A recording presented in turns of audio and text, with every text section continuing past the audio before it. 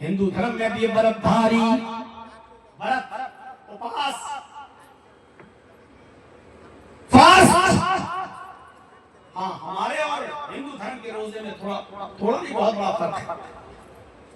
हमारे रोजे ये है कि सुबह मगरिब, सुबह फजर से पहले, सुबह सादिक से पहले आपको सहरी कर लेनी है और सुबह सादिक के बाद कुछ नहीं खाना है, न पीना है, और शाम को सूरज के गुरूब होने तक आप कुछ नहीं खा सकते हो, कुछ नहीं पी सकते हो।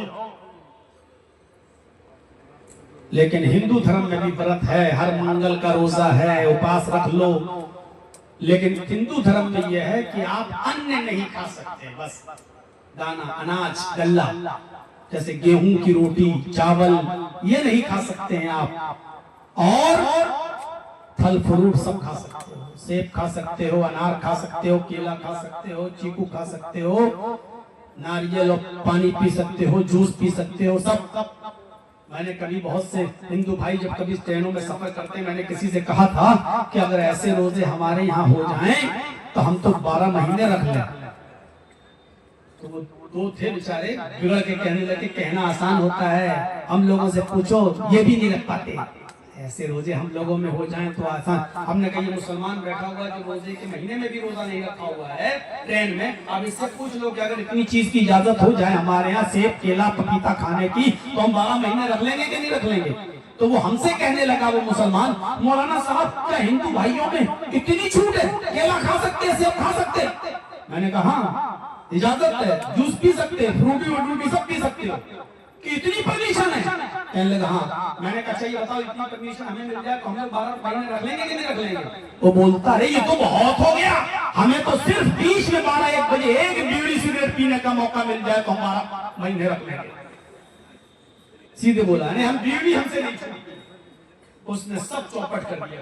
इतनी मेहनत से हम समझा रहे थे उसको, उसने कहा कि सिर्फ एक बीड़ी पीने का मौका मिल जाए, 12-1 बजे आप लोग इंटरवल कर दिया करो, 5 मिनट के लिए बीड़ी सिगरेट पीने की छूट मिल जाए, हम 12 महीने रख लेंगे।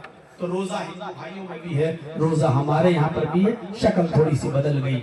और 5वीं चीज, तहज्जुल बैत, हज करो। हिंदू धर्म में भी हज है, हमारे यहाँ है हज, तो उनके यहाँ तीर्थ यात्रा, वो भी गंगा जाते हैं।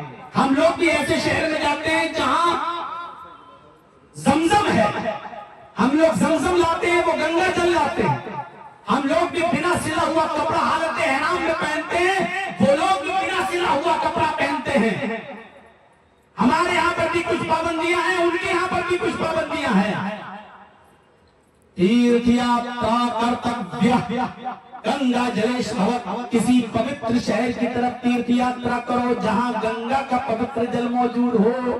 हम लोग भी मक्का जाते हैं, पवित्र शहर जाते हैं, और ऐसे शहर में जाते हैं जहां जमजम का पानी, आबे जमजम मौजूद है। लिहाजा इतनी मुमासिलत और इतनी चीजें हमारे हिंदू भाइयों में भी पाई जाती हैं। जब मैं आया था तो अच्छी खासी भीड़ थी, और अब इतनी जल्दी टाइम मिलने के बाद भी आप लोगों में आधे से ज्यादा लोग चले जाएं, तो इसका मतलब यह है कि लोग अभी भी सिर्फ जर्जी साहब को देखने आते हैं, सुनने नहीं आते। या फिर मेले में चूड़ियां खरीदने आती हैं हमारी माँ बहनें, और जलेबियां खरीद के चली जाती हैं अपने बच्चों को लेकर। इस आदमी ने बड़ी मेहनत की है, शीश मोहम्मद ने।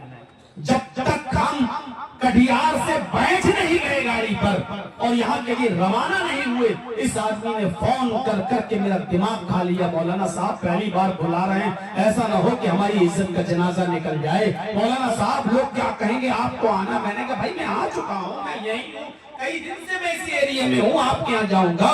बड़ी मेहनत से इस आदमी ने प्रोग्राम लिया। मदरसा चलाता है, मदरसा चलाना कितना कितना मुश्किल काम है, शायद हमें और आपको उसका अंदाजा नहीं है। मुझ जैसा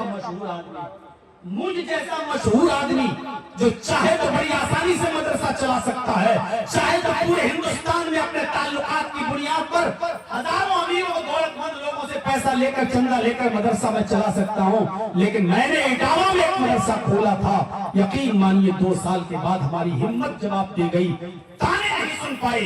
किसी ने कहा अरे चलाते हैं तो इतना खा जाते होंगे, इतना चंदा होता होगा, इतना खा जाते होंगे, ये कर जाते होंगे। मैंने कहा भैया मेरे लिए तकरीर वाली जिंदगी बेहतर है, मदरसा मैंने मैंने छोड़ दिया, बंद कर दिया। इतना मुश्किल काम है मदरसा चलाना कि मौलाना जर्जीस जैसा आदमी भी मदरसा नहीं चला सका, बंद कर दिया। ये लोग बड़े हिम्मत वाले हैं मेरे भाइयों, कितना सब्र करना पड़ता है। यूपी में मदरसों पर बुलडोजर चल रहे हैं, आज की हालत हो चुकी है। अगर आप भी मदरसों को मेरे भाइयों ताउन नहीं करेंगे तो आपके बिहार में भी अब वही नंबर आने वाला है, बंगाल में भी वही फार्मूला आजमाया जाने वाला है। जहां जहां बीजेपी की गवर्नमेंट है वहां मदरसों का क्या हाल है ये हमें और आपको अच्छी तरीके से मालूम है। इन मदरसों की हिफाजत कर लो मेरे भाइयों। 1:40 हो चुके हैं, 20 मिनट मैं स्टेज पे रहूंगा। 2 बजे तक आपसे मेरी सिर्फ इतनी सी गुजारिश है कि आप मेरे हाथ पर इस इदारे के लिए ताउन करें, ताकि मुझे लगे कि आप आज भी हमसे मोहब्बत करते हैं और मेरी बात मानते हैं। मैं ये भी इस इदारे के लिए मांग रहा हूं, अगर इस्लाम में हाथ जोड़ना जायज होता तो मैं आपके हाथ जोड़ देता और अपना दामन फैला देता कि इस इदारे के लिए कुछ दीजिए। लिहाजा मेरी तकरीर बस यहीं पर खत्म होती है। अब 15 मिनट 20 मिनट बैठकर मैं इस इदारे के लिए आपके पास बैठूंगा और आपसे इस इदारे के लिए ज्यादा से ज्यादा ताउन मांगूंगा। लाइए मेरे हाथ पर देते जाइए और मुसाफा